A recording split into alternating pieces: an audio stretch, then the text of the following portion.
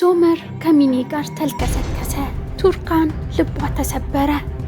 ዳሪያ ቀለበት እንዳሰረች እነ ሳዲቅ አወቁ። ሶመር ወንድሙን ተቀበለ።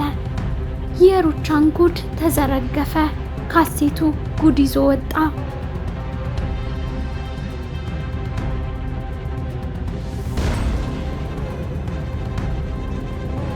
ሰላም ጤና ይስጥልኝ ተመልካቾቼ፣ ዛሬ ወፍ ጎጆ ድራማ ክፍል 108ን ይዤላችሁ መጥቻለሁ። ለፕሎት ቤትስ አዲስ የሆናችሁ ሰብስክራይብ የምትለዋን በመጫን ቤተሰብ ይሁኑን። በተጨማሪም ይህን ቪዲዮ ላይክ ማድረግ፣ ሀሳብ አስተያየታችሁንም በኮሜንት ማስቀመጥ እንዳትረሱ እያልኩ ወደ ድራማው እንሄዳለን። ኦዛር ክፉኛ ተደብድቦ የገዛ ቤቱ በር ላይ ተጥሎ ተገኝቶ ሆስፒታል ከገባ በኋላ አንደኛ ተጠርጣሪ የገዛ ልጁ ሙስጠፋ ሆኖ በእነ ሶመርና በፖሊሶች እየተፈለገ ያለ ለዳሪያ የጋብቻ ቀለበት አስሮላት ደስታቸውን ለደቂቃ እንኳን ሳያጣጥሙ የኢዝሚር ፖሊሶች በቁጥጥር ስር አውለውታል። ወደ ውጪ ድምጽ በማያሰማው አይሲዩ ክፍል ውስጥ ሩቿን፣ ፍቅሯን፣ በቀሏን ኮማ ውስጥ ላለው ኦዙር እየተናዘዘችለት ነው። እኔ አንተን የምበቀል ከፍቅር ብቻ ነው። ከፈለክ እንደ ሲቪላ አይነት 10 ሴቶችን አምጣልኝ። አንተን ደስ ካሰኘ 10 ልጆችንም ከሌላ ውለድ። ባንተ መቼም ተስፋ አልቆርጥም። ኦዛር እድሜን በሙሉ ስጠብቅህ ነበር። ጥለኸኝ መሄድ አትችልም። አይንህን እንድትገልጽ ጸሎት አደርጋለሁ። እባክህ ይቅር በለኝ እባክህ እያለች አነባች። ሙስጠፋ ለአይቫሌክ ፖሊሶች ተላልፎ ተሰጥቶ ምርመራ እየተደረገበት ነው። መርማሪ ፖሊሱ እሺ ሙስጠፋ በል ተናገር፣ አቶ ኦዙርን የት ነው የምታውቀው ብሎ ጠየቀው። ሙስጠፋም የጓደኛ አባት ነው አልኩህ እኮ ብሎ መለሰለት። ፖሊሱም ትጠላዋለህ? አንተ ነው አቶ ኦዛርን ዛሬ ክፉኛ ደብድበ ሆስፒታል ኮማ ውስጥ እንዲገባ ያደረግከው አለው። ሙስጠፋም ደነገጠ። ምን?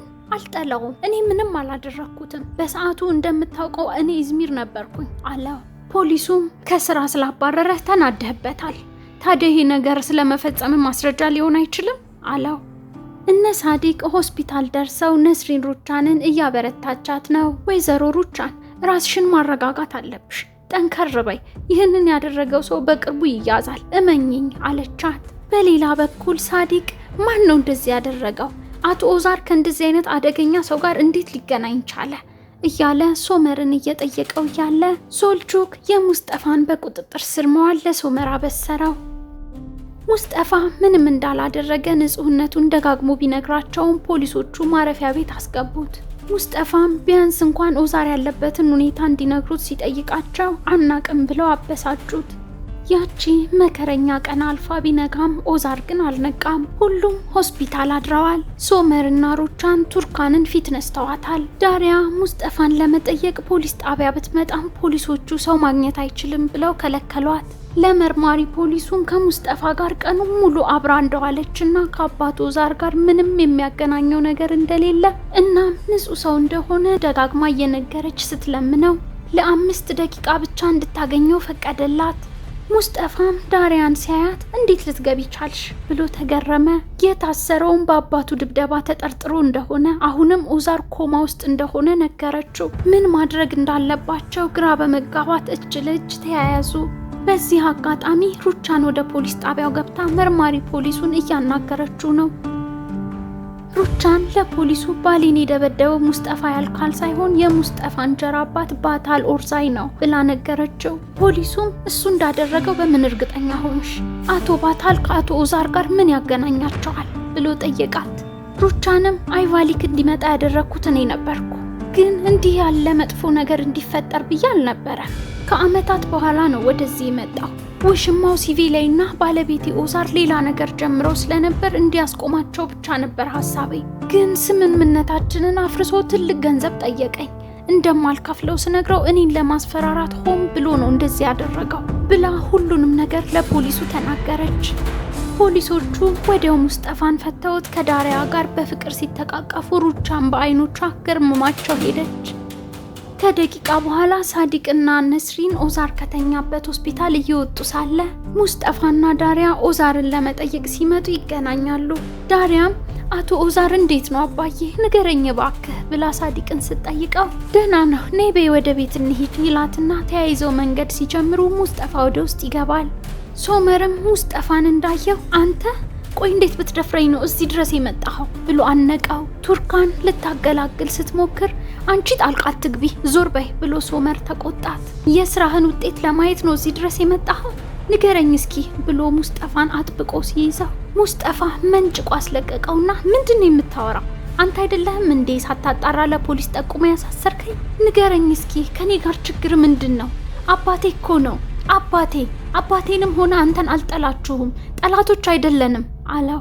ሶመርም አባት ከሆነ ታዲያ ለምን አደረከው ብሎ በድጋሚ ሲጠይቀው ሙስጠፋ እኔ አላደረኩትም አባቴን እንዲያደረገውን ሰው ሳገኘው ግን እጨፈልቀዋለሁ ብሎ ዛተ። በመጨረሻም ሶመር የሙስጠፋን ንጹህነት አምኖ ወንድሙን አቀፈው።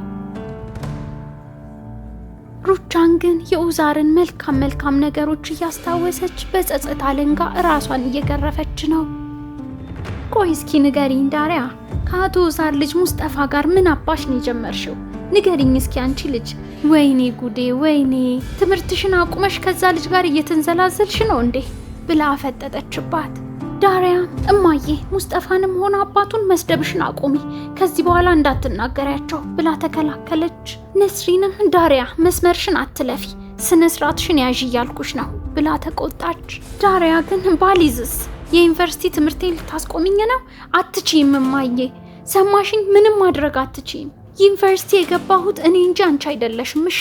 ስለዚህ ምንም ነገር ማድረግ አትችይም ብላ ተንጣጣች። ነስሪንም አረ እስኪ ምን ማድረግ እንደምችልና እንደማልችል በደንብ አሳይሻለሁ ብላ ስትዝት ዳሪያ እጇን ከፍ አድርጋ አሳየቻት። አርፍደሻል እማዬ እኔና ሙስጠፋ ቀለበት አስረናል ሚስቱ እንደሆነ አጭቶኛል አሁን እጮኛው ነኝ ቃል ኪዳን ፈጽመናል አለቻት። ሳዲቅ የሚያየውና የሚሰማውን ማመን አቃተው። ምንድን ያልሽው እያለ ሊያንቃት ወደ ዳሪያ ሲንደረደር ነስሪን መሃል ገባች። ቆይ ስለምን ሙስጠፋ ነው የምታወሩት? ምንድነው የምታወሩት ነገር?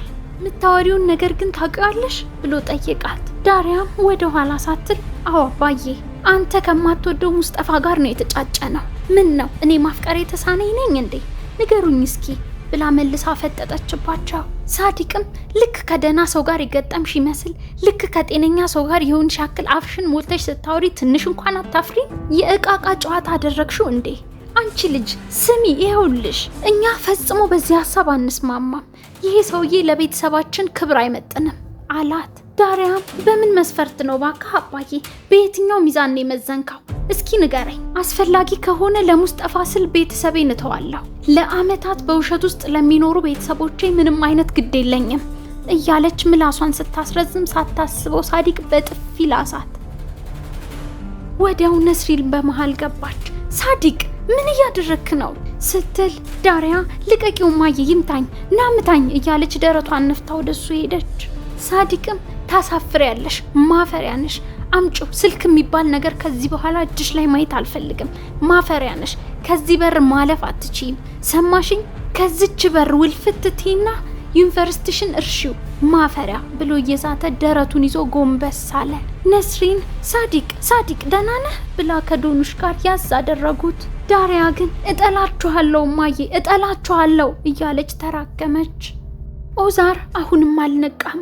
ሚኒ ኦዛርን ለመጠየቅና ሶመርንም ለማየት መታለች። ኪራስ ናፍቀሃታል በጣም እባክህ ማታ ቤታችን አለን አለችው። ሶመርም ሙስጠፋን በቃ እማዬ ስትመጣ እንዳትናደድ አንተ ሂድ እሺ እኔ ሁሉንም ነገር ደውዬ አሳውቅሃለሁ አለውና ሶልቹክን ከአባቱ ጋር እንዲሆንና ችግር ካለ እንዲያሳውቀው አሳስቦት ወጡ። ከቆይታ በኋላ ነስሪን የዳሪያ የስልክ ጥሪ ድግግሞሽ ሰልችቷታል። 40 ጊዜ አትደውል ሙስጠፋ እባክህ በጉልበታ አምላክ ይዤሃለሁ እባክህ ተወን ሁለተኛ በዳሪያ ስልክ እንዳትደውል እሺ በቃ አብቅቷል አለችው እየጮኸች። እሱ ግን በእናቴ ምክንያት እኔን እንደዚህ ማድረግ አትችይም ትክክል አይደለም ወይዘሮ ነስሪን ዳሪያን ወዳታለሁ መቼም አያበቃም አላት። ሲቪ ላይ ሙስጠፋ ልጄ ፖሊሶች ምን አሉ? ምን ተፈጠረ? ባክህ ንገረኝ ብላ ጠየቀችው። ሚኔ ቤት ሶመር ሶልጁክ ጋር ደውሎ ምን አዲስ ነገር አለ ብሎ ጠየቀው። ሶልጁክም ከአይቫሊክ ፖሊስ ጣቢያ ደውለው ነበር። ባታል አርዳዚ የሚባለውን የቀድሞውን የሲቪ ላይን ባል እየፈለጉት እንደሆነ ነግረውኛል አለው። ሶመር ስልኩን ከዘጋ በኋላ ሚኔን ጠራት። ኪችን ውስጥ አይላ ቱርካንን ማርገዟን ለሶመር ነግራው እንደሆነ ስትጠይቃት እንዳልነገረችው ነግራት እባክሽ እኔ ራሴ እስክነግረው ድረስ ለማንም እንዳትናገሪ እያለቻት እያለ ሶመር ወደ ቤት መጥቶ በቀጥታ ወደ ልብስ ሳጥኑ አመራ። ቱርካንም የት ልትሄድ ነው? ሆስፒታል ነው? ሶመር እባክህ ግን ለምንድን ነው እንደዚህ የምትሆነው? ተቀይረሃል እኮ አለችው። ሶመርም መጀመሪያ ራስሽን ተመልከቺ፣ አንቺ ነሽ የተቀየርሽው። የድሮዋ ምስኪኗ ቱርካን የት ሄዳ ነው? ንገሪኝ እስኪ። አንቺ የማፈቅራት የድሮዋ ቱርካን አይደለሽም አላት። እሷም አንተም ተቀይረሃል፣ ሁል ጊዜ ጦርነት ነው፣ ሁል ጊዜ ጭቅጭቅ። ያንተ መቀየር ደግሞ ለአንተ ምንም ችግር የለውም አይደል? እኔም የድሮ ሶመር ናፍቆኛል፣ ግን አንተ የድሮዋን ቱርካን ገድለሃታል አለችው። ከቆይታ በኋላ የነ ሲቪ ላይ በር ሲደወል ሲቪ ላይ ቆይ እኔ ከፍታለሁ ብላ ስትወጣ ባየችው ነገር ደነገጠች። ኦዛር አሁንም አልነቃም። ቱርካን ሩቻንን ወይዘሮ ሩቻን ይቅርታ አድርጊልኝ፣ ራሴን መቆጣጠር አቅቶኝ ነበር። ይቅርታሽን አሁን ልትሰጪኝ እንደማትቺ አውቃለሁ፣ ግን በጣም አዝናለሁ። እባክሽ ይቅርታ አድርጊልኝ፣ ባልኩት ነገር በጣም ተጸጽቻለሁ። ተናድጄ ስለነበረ ነው እንጂ በእውነት ሳላከብርሽ ቀርቻ አይደለም ስትላት ሩቻን ቃል ሳታወጣ ጥላት ሄደች። እነ ሲቪ ላይ ቤት የመጣው እንግዳ ሶመር ነበር። አንድ ሰው አለ ባታል የሚባል የድሮ ባልሽ። አባቴን ለመጨረሻ ጊዜ ያገኘው ሰው እርሱ ነው፣ ፖሊስ እየፈለገው ነው አላት። እሷም ደውሎልኝ አስፈራርቶኝ ነበረ አለች። ሙስጠፋም ለምንድን ነው ታዲያ ይሄን ያልነገርሽኝ ሲላት እሷም ፈርቼ ነው ልጄ፣ ከባለፈው ተመሳሳይ ነገር እንዳይፈጠር ፈርቼ ነው አለችው። ሙስጠፋም አሁን ያ የተረገመ የት ነው ያለው? ንገሪኝ። አታስብ ሶመር፣ እኔ ፈልጌ ያገኘዋለሁ፣ አታስብ ወንድሜ እያለው እያለ ሶመር ስልክ ተደወለለት። ሶልጁክ ነበር። ሶመር ሶልጁክ ያለውን እንደሰማ 1-4 ሰዎችን አዘጋጅልኝ እያለው ተስፈንጥሮ ወጣ። ሙስጠፋም ተከተለው። ምሽት ላይ ባታል ይገኝበታል የተባለበት መጋዘን ሲሄዱ አንድ ምስኪን ልጅ በሱ ታግቶ አግኝተው ይጠይቁታል። ልጁም ባታል በግድ የተለያዩ ህገወጥ ስራዎችን እንደሚያሰራቸውና እንደሚያሰቃያቸው ከእናታቸውም ነጥቆ ህፃናትን በግድ ለራሱ ጥቅም እንደሚያሰራቸው ለሳምንታትም እዚህ እንዳልመጣ ይነግራቸዋል። ዶኑሽ ዳሪያን ለማረጋጋት እየሞከረች ነው። ዳሪያ አይሆንም እማዬ ትቆጣለች፣ እባክሽ አቁሚ ስትላት ዳሪያ ግን ስጭኝ አልኩ፣ ስጭኝ አያገባሽም እሺ ብላ የዶኑሽን ስልክ ተቀበለቻትና ሙስጠፋ ጋር ደወለችለት። ይዘኸኝ ጥፋ፣ እናትና አባቴ ስለ ግንኙነታችን ሲያውቁ ከቤት እንዳልወጣ ክፍሌ ውስጥ ቆልፈውብኛል አለችው። እሱም አታስቢ የኔ ውድ፣ እኔ ራሴ መጥቼ ወስድሻለሁ እሺ፣ ይኸውልሽ እንደምወድሽ ደግሞ እንዳትረሺ አላት። ሲቪ ላይ ደፈር ብላ ሆስፒታል ኦዛር ጋር ስትመጣ ከሩቻን ጋር ይፋጠጣሉ። ቆይ አንቺ እንዴት ብትደፍሪ ነው እዚህ የምትመጪው ብላ ሩቻን ስትጠይቃት ሲቪ ላይ ከአንቺ ጋር ለመጣላት ሳይሆን እዚህ የመጣሁት ለኦዛር ተጨንቄ ነው። እባክሽ የልጅ አባት እኮ ነው። በህይወቴ ማንንም እንደሱ አፍቅሬ አላውቅም። ቢያንስ ልሰናበተው ነው የመጣሁት። እባክሽ ችግር አትፍጠሪ ወይዘሮ ሩቻን ልለምንሽ አለቻት። ሩቻን ግን የሞተ ሰው ብቻ ነው እሺ ቻው የሚባለው፣ እሱ በህይወት አለ አለቻት። ሲቪ ላይ እባክሽን አሁን አይኑን ላየው ፈልጋለሁ ብላ ተማጸነቻት። ሙስጠፋና ሶመር ህፃኑን ለፖሊስ ያስረክባሉ። ጠዋት ላይ ሶመር ወደ ቤት ሲመለስ ቱርካን ሶመር አናግረኝ እንጂ የት ነው ያደርከው? ሶመር እያናገርኩህ እኮ ነው እንዴ? ሶመር ቆይ ይሄን ያህል ከኔ ለምንድን ነው የምትሸሻው ብላ ጠየቀችው። እሱም ሰላም ርቆኛል እኮ እኔም ደስተኛ አይደለሁም ቱርካን፣ እባክሽ አትጨቅጭቅኝ በቃ ተይኝ ብሏት ወጣ። ዶኑሽ ከቤት ዳሪያን ሸፍና ታስመልጣታለች። ፋቲ ፈሪዴ ጋር ደውሎ እየተፍለቀለቀ ልጄ ዶክተሩ ደውሎልኝ ነበረ፣ መልካም ዜና አለኝ ልጄ፣ ኩላሊት ተገኝቶልሻል አላት። እሷም ሰርዳር ጤነኛ ልሆን እኮ ነው ብላ ሰርዳር ላይ ተጠመጠመችበት።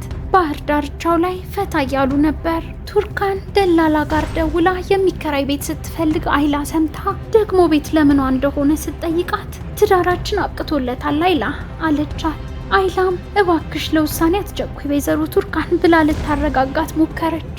ሜሱት ዶኑሽና ነዛት ባለፈው ሩቻንና ነስሪን ልብስ እየተቀያየሩ ሲያብዱ የተቀረጹትን ቪዲዮ እያዩ ነው። በመሃልም ቪዲዮ ሲያልቅ ሌላ ካሴት ይከታሉ። ይህ ካሴት ግን ሶመር ካሜራው እንደተሰራ የቀረጸበት ጠረጴዛ ላይ ረስቶት ሩቻን ካሜራ እንዳለ ሳታቅ ስልክ ስታወራ የተቀረጸችበት ነበር። ሩቻንም ለምንድነው ቆይ 10 ጊዜ የምትደውልልኝ አቶ ባታል? ስምምነታችንን እኮ አፍርሰሃል። እኔን ለማስፈራራት እንዳትሞክር። ምን አሁንም ኦዛርና ሲፌ ላይ አንድ ላይ ናቸው እያለች ስታወራ ትታያለች። ምሽት ላይ ቱርካን ለሶመር ደብዳቤ ጽፋ ስታስቀምጥ ሶመር ወደ ቤት ይመጣል። ከመኪናው ወደ ቤት ሊገባ ሲል ቤቱ ሰላም የለውምና ሀሳቡን ቀይሮ ይመለሳል። ቱርካን ብዙ ብትጠብቅም ሶመር መኝታ ቤት አልመጣም። የሚኔ ቤት በሩ ይንኳኳል። በሻወር ልብስ ሆና ስትከፍት ቱርካን ናት። ሶመርን ፍለጋ መጥታለች። ቱርካን ሶመር እዚህ እንደሆነ ሚኔን ስትጠይቃት አዎ ብላ ወደ ውስጥ አስገባቻት። ሚኔም ቱርካንን አይ በየክፍሉ መልፋት አይጠበቅብሽም፣ እላይ መኝታ ቤቴ ተኝቷል አለቻት። ቱርካን ውስጧን እየሸከካት ወደ ላይ ወጣች። ሶመርም የሚኔ አልጋ ውስጥ ራቁቱን እንደ ሕፃን ልጅ ተኝቶ ነበር። ቱርካንም ባየችው ነገር አዘነች፣ ልቧ ተሰበረ። ውዶቼ በዚህም የዛሬው ክፍል ተጠናቋል። ይህን ቻናል ሰብስክራይብ፣ ቪዲዮንም ላይክ ማድረግ እንዳትረሱ። በሚቀጥለው እስክንገናኝ ድረስ ሰላም።